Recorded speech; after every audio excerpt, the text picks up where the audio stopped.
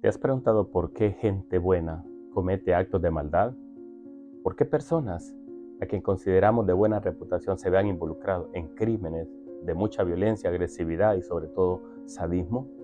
¿Por qué personas que no padecen de ningún trastorno psicológico, ni mucho menos de salud mental, terminan cometiendo acciones violentas y agresivas?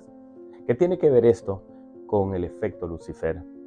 En este programa yo te lo comento. Soy Saúl Meléndez, psicólogo, y te voy a pedir que si no te has suscrito a nuestro canal, lo hagas y actives la campanita de notificaciones. Mucho gusto.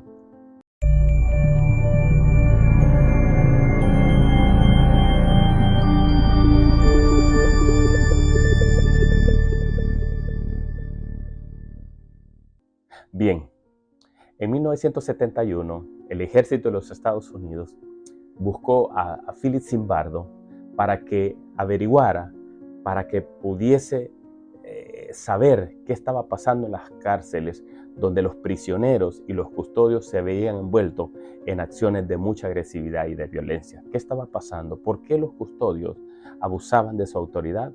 ¿Y por qué los reos, sin duda, también se respondían de manera agresiva?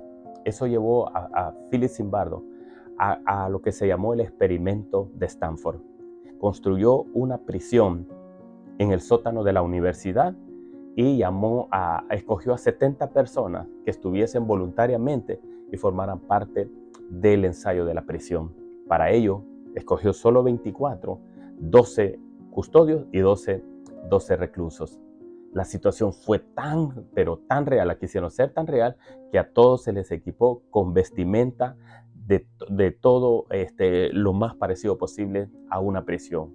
Se les dio uniformes a los custodios, se les dio gafas de espejo para que los reos no los identificaran. A los reos también se les dio uniformes, se les asignó un número, se les ponía cadenas en sus pies, de manera que se vieran en la prisión.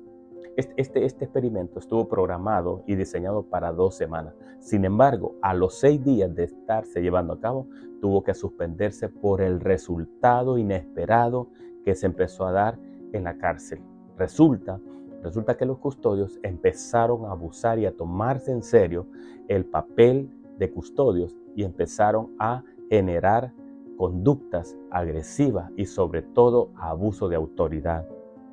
Se cuenta que durante el experimento los custodios empezaron a suspenderle la alimentación a los reos, empezaron a quitarle las colchonetas de sus cuartos, los obligaron a lavar los baños con sus manos, les quitaron ropa, los llevaron a lo que se conocía como el agujero, empezaron prácticamente a abusar, a humillar a los reos. Todo esto bajo la observación de Philip Zimbardo y de otros que ahí estaban. Llegó tanto el grado de violencia que se empezó a experimentar en la cárcel, que en el segundo día, ya había un motín.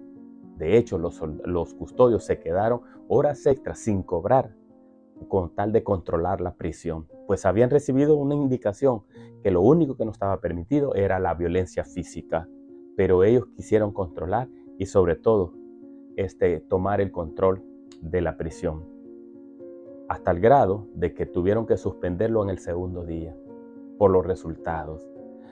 En conclusión, Philip Zimbardo reconoció cómo las personas buenas se toman tan pero tan en serio un rol, una posición, que empiezan a abusar de su poder, empiezan a generar y sobre todo a generar un comportamiento extraño, de tal manera que empiezan a verse involucrados en conductas de violencia, de agresión y sobre todo de sadismo. Por otra parte, también están aquellos reos que se agarraron tan en serio su papel que se sometieron de una manera tan pero tan real que empezaron a tener problemas de salud mental. 2 de ellos tuvieron que ser sacados por cuestiones traumáticas. Muchos de ellos lloraban, muchos de ellos también se enojaban de una manera agresiva y violenta.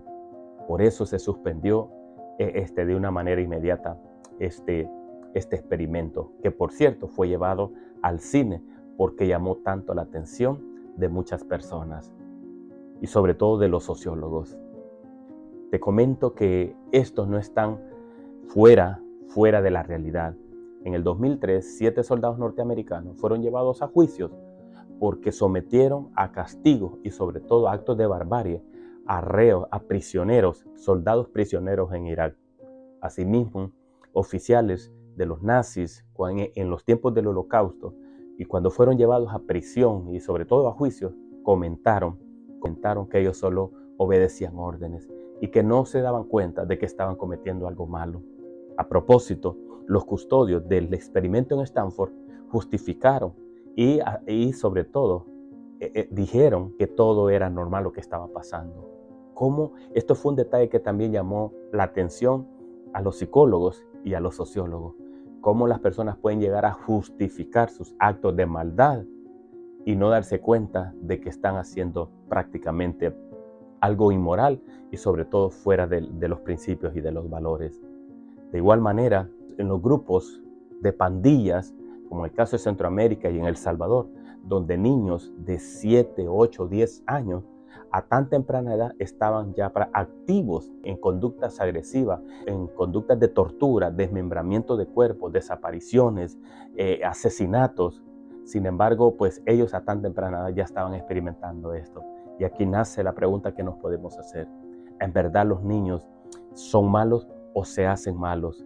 Es el medio social el que influye, el que determina que estos niños se vean involucrados en conductas de maldad, como las que acabo de describir.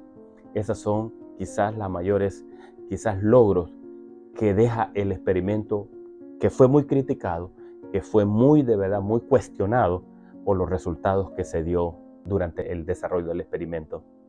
Por cierto, el experimento, el fenómeno, el efecto Lucifer tiene una inspiración en el libro sagrado de la Biblia, donde en Ezequiel capítulo 28 y verso 15 dice lo siguiente: perfecto eras en todos tus caminos, hasta que fue hallado en ti maldad.